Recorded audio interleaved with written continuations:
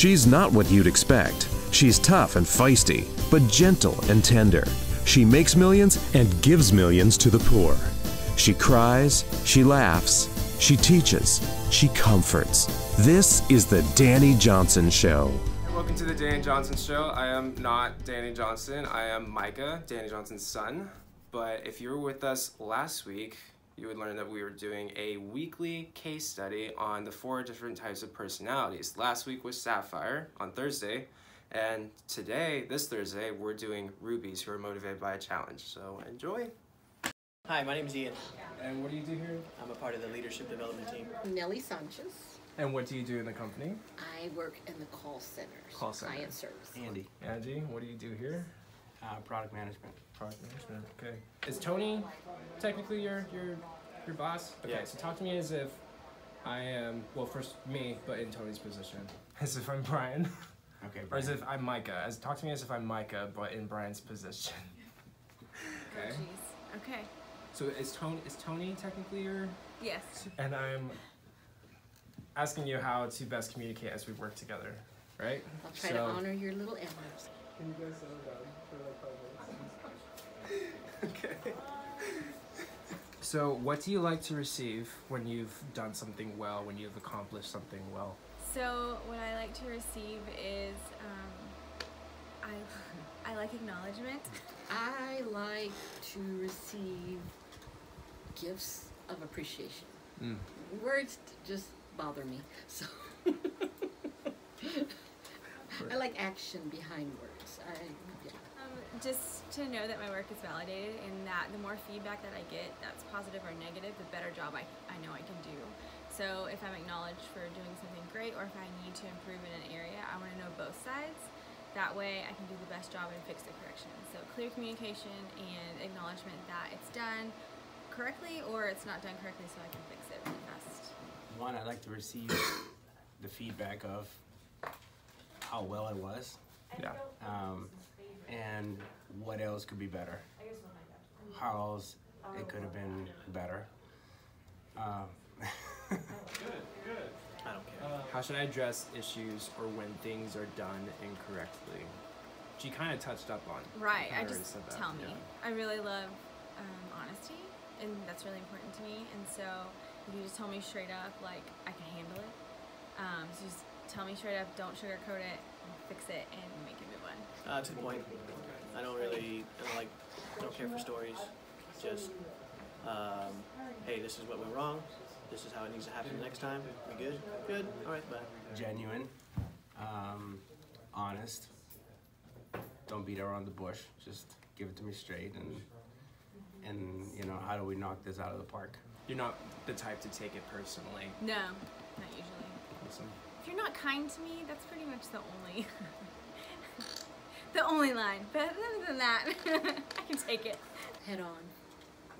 Don't pussyfoot around. Let's get it done. Yes.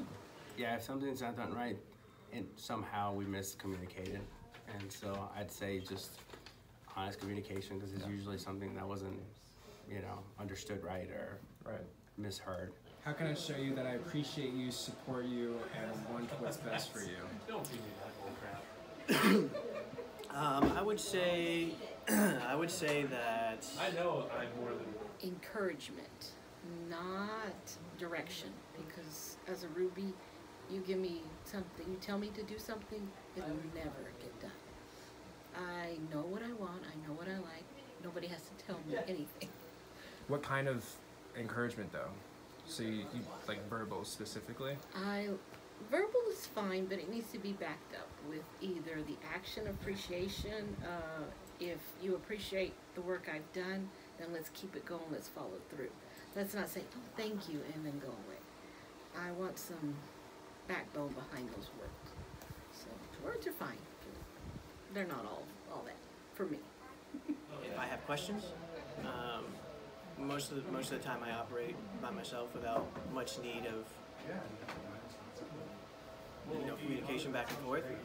But if I do have a question, or if I do need some help, that's really the only time that I would receive, needed support, or that's how you would gain my trust when a question does arise.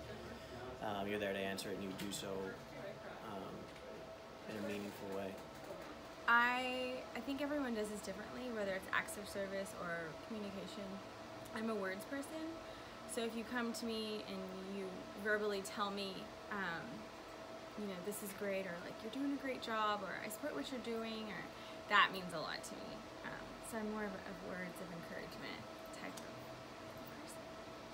I'd say not just looking at the wins, but also potential for improvement, and you know, like how much better this could have been, as opposed to, yes, you did awesome. You know, these are some things that you probably want to keep in mind for whatever. And that way we have, you know, clear communication as to what's expected later on, and you know, growth happens, and you know, you meet and beat your goals and performance and everything else. Awesome. Yeah. That's really interesting to me, because for other people, and probably me as the other person, like if you were to tell me, you know, oh, you did a good job, but this is how you could have done it better, it probably would most likely like shut me down. But for really? you, Okay. Yeah. it Sure. gives you more energy, right? Yeah. Yeah. But I'm constantly competing kind of against myself. So if I deliver something, there's always something else that could have been done, you know? And so I want to be aware of that for next time, because I want to keep that in the forefront. Not to impress anybody, but just to beat my last win, kind of. What is the best way for us to work through communication issues if something happened between us, or Privately and with love, and then the hard stuff, and then love again. Because without that, I don't feel like I'm being heard, being taken care of, protected, or encouraged if you're just all about the painful part. So, and I don't think correction will ever happen without love. So. I mean, if it's like a missed deadline, or if, you know, someone dropped the ball somewhere, I think it's just like a, you know, kind of like the earlier question. It's a, hey, we missed the mark here for whatever reason. Let's figure out why it happened, and what we can do to make sure that it doesn't happen again. Mistakes happen, and I'm well aware of that. So it's usually, you know, first time, address it, okay, and then hopefully going forward it doesn't happen again. Yeah, I'd say just genuine and lay it all out. And sometimes, you know, there's emotion or whatever because of miscommunication, or you know, unrealistic expectations or whatever. I'd say just, I mean, with me, you don't have to worry about that, just because I don't get offended by stuff. I'd rather, you know, get it solved than, you know, than just be the elephant in the room kind of thing. For me, it's never a personal, it's more like you're helping me if you can. Yeah, I'd rather people be totally honest, and that helps me, you know, that gives me more tools in my, you know, in my bag, if that's what, if that makes sense. I used to be terrible at this, communicating efficiently, and now I'm really trying to work on asking the right question. And not just asking what I think I want to hear, but like getting to the root of what I really want to know, and asking that instead of, you know, beating around the bush to a question. And so I'm really trying to work on asking the right question so I can get the right answers, if that makes sense. how should I motivate you towards goals? That's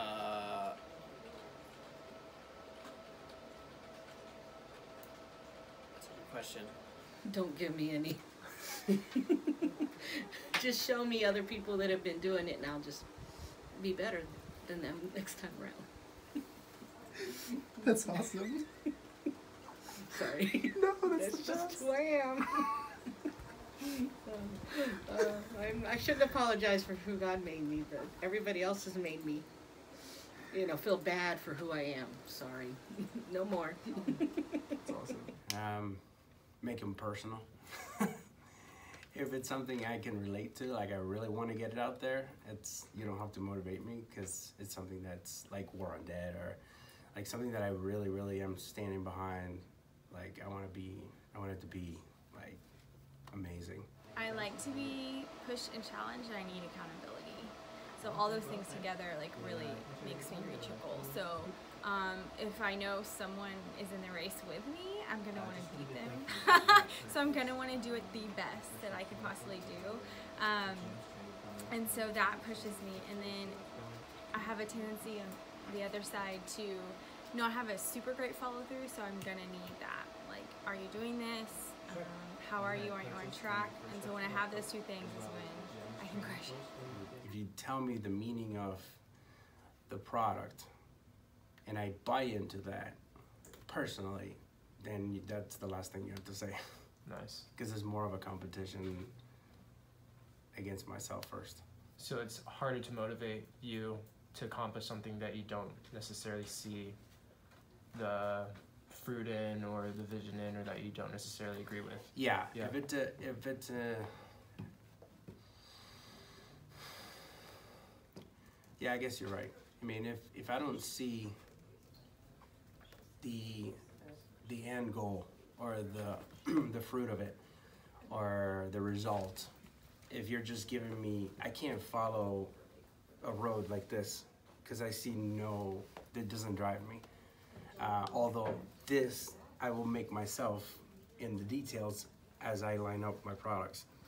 But if that's how you lead, then there will be no inspiration. It'll be all like miscommunication and everything else. I'd rather see what the end goal is, and then we build the roadmap to there. And then, I'm driven, like I was telling these guys, I knew I wanted to go to Michigan when Sarah and I were dating, and I wanted to move there. And so from Miami, Florida to Michigan, it's a 24-hour trip driving. And I was like, I'm getting there in 24 hours, and I'm gonna beat 24 hours. And so I did. I drove 24 hours without stopping to Michigan, and I had a box of everything I needed the whole trip.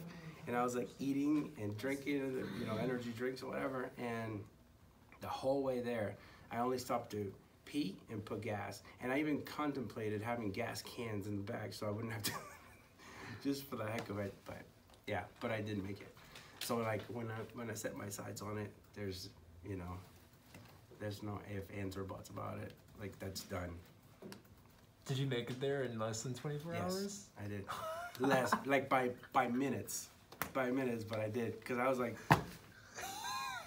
Maybe like money works, for sure.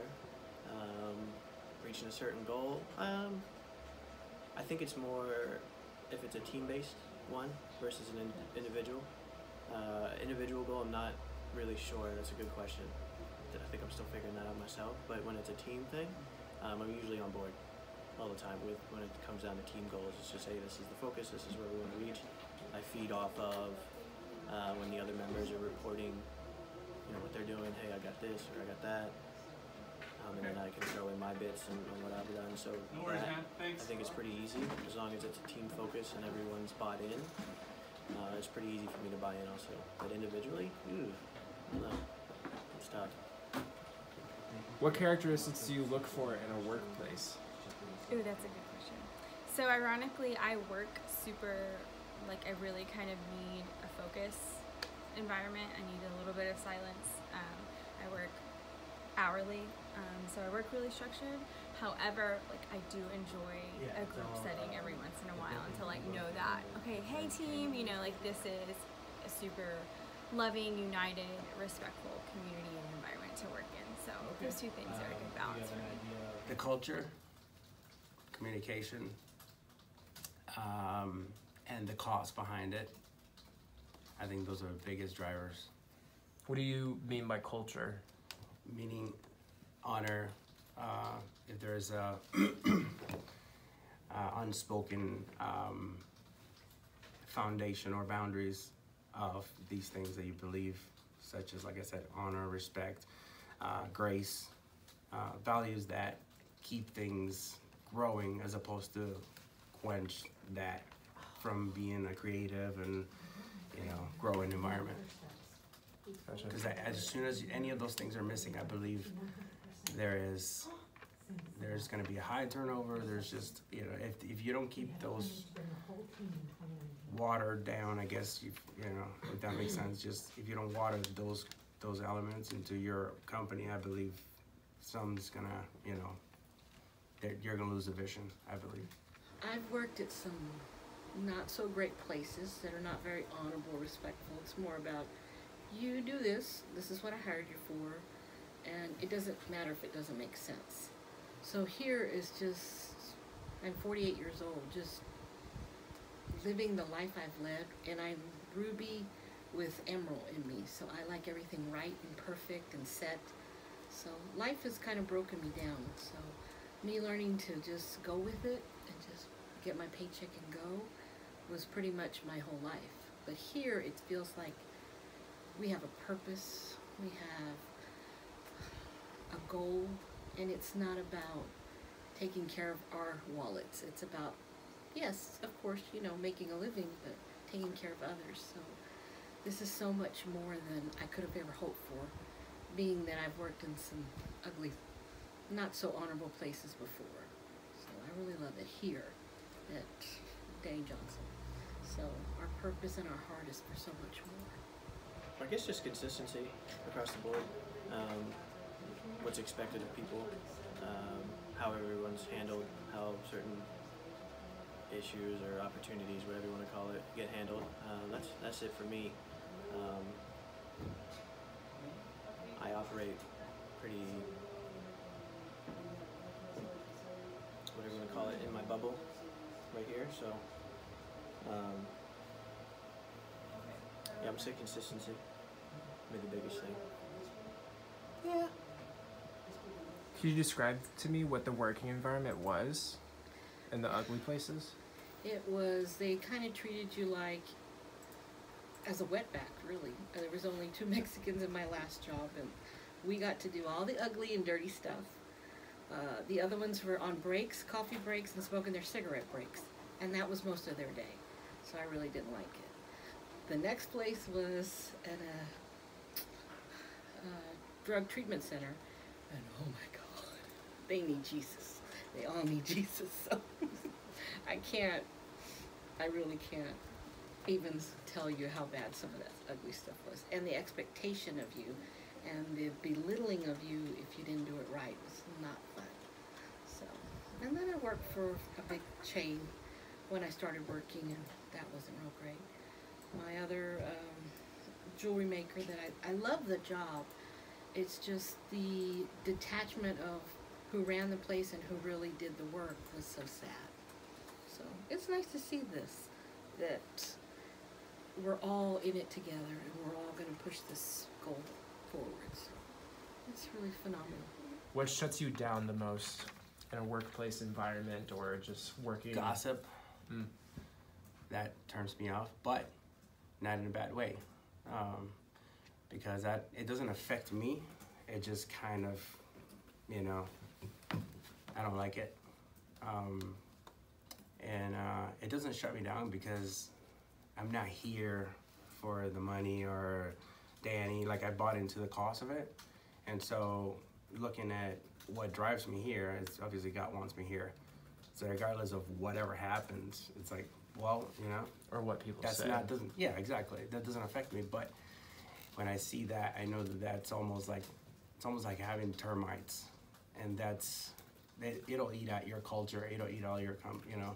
So you definitely don't want to, you know, create a culture of any of that. You want to overcome it with, you know, a lot of good stuff, like, right, you know, respect, faith. And people know when you don't, you know, they won't talk to you. They won't gossip with you if they see that you stand for what the company stands for, or you have a solid foundation and you have character. I don't think anybody's going to come to me and gossip. And I never, in any other jobs, I've never ever heard gossip around me. Although I was told that there was. Right. And I was like, I've never heard it, probably because of that, because, you know, I was outspoken about, you know, having character. Don't come to me with your, yeah. And I didn't even say that to anybody, just everybody, just outspoken or unspoken, you know, they just knew, you know, probably that I'm probably not gonna sit there and talk to you about anybody. If you want to talk to me about somebody, you talk good about them. that's kind of a good gossip. You know, I like that because they find out this is being said about them and it encourages them. Other than that, you know, but that, I'd say that and laziness or lack of focus, that just kind of shows, you know, you're not in this because you're not driven by anything other than, you know, the paycheck, or I'm looking at my clock, or like, you know what I mean? So it doesn't bug me, but it just kind of like, okay, that this probably needs attention, or that kind of thing. Mm-hmm. Or it just kind of dims the lights, as opposed to having a place where you're thriving and everybody knows what they're doing and you're killing it, and yeah. Inactivity drives me nuts. Like people not doing their job, or just not. Well, like in the instance where like there's an opportunity to work on, and everyone's, let's say, focused on the problem, or just, you know, kind of going down that rabbit hole instead of focus on what can be done and what can we do right now. I would rather do something versus sit around and try to figure out what the right way is. So activity versus inactivity, whether it's Not diagnosed. right, even if it's Just- wrong, at least we tried something. Versus just sitting there on our hands and not doing anything at all. It's the arrogance, the ego, the dishonoring, the lying, the backstabbing, which I've experienced all of that. So, not here, but in other parts of my life. So learning that about a person, it speaks volumes. I really can't stand to even talk to them or look at them, much less work with them. I lose all. I know I should be pitying them, but some days just that ugliness and that hurtfulness to others just even stops me from doing that. One day I'll pray for them, but not right now. What shuts me down the most is when there's not an open-mindedness, there's not a respect there. So if the dynamic is I want it my way or the highway, and like no one's open to hearing more efficient ways of doing something, or just collabing, that is kind of a turn off for me. Like I want to feel safe to be able to express and work. Awesome. Yeah. That's it. Yay! Thank you. You're welcome. I hope that was detailed. That's it. That's all the questions. Come on, yeah. Bring it on. We're just getting warmed up. That's it. Done. That's all I got. Done. You can get back to work. Awesome. Yeah. Thank Good you, job, Nelly. Micah. Well, that first one with Casey and Melissa was phenomenal. I didn't even see all of it, but I will. All I will right. get it. I think you did a phenomenal People job. are loving it, just so you know. Yeah. You're eating it up.